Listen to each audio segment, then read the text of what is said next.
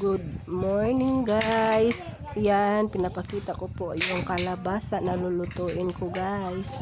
Meron kasing bunga, marami ang kapitbahay namin, namumunga yung kalabasa nila. Binigyan po ako ng kalahati, buo, ang isang buo. Naghati po kami, kaya po ang iba niluluto ko na.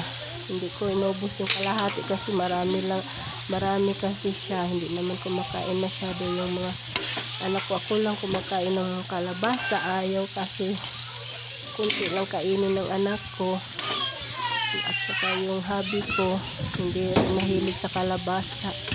Yan, ginawan ko ng paraan yung kalabasa. Lagyan ko ng karning baboy, tapos lagyan ko pa nito mamaya. Ang huli na yan guys, yung alugbati. Tinimplahan ko lang ito ng ginisa mix, asin, may toyo, at saka yung paminta. Yan guys, pinakita ko yung pagluluto ko kanina guys. Yan, kasi malapit na maluto. Yan, nilagay ko na yung alugbati, may dagdag kulay, at para maging masustansya ang ating ulam. Mas maraming gulay, mas healthy at mas sustansya. Yan po guys, simpleng ulam namin.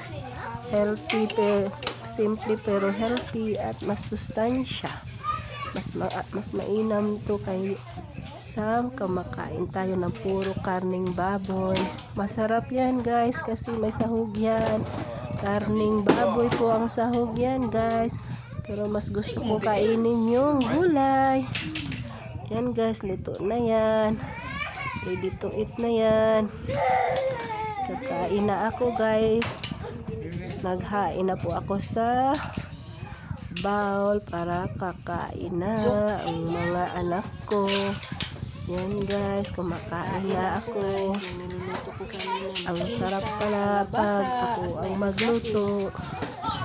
Ayan, masarapan talaga magluto, no? Kumain na kasi ako kanina. Kasi nag-ano man ako sa bunso kong anak. Pagkain yung natira niya, kinain ko, kaya nabusog ako. Ito lang, tikman ko yung puro na lang ulam ba. Simple lang ulam.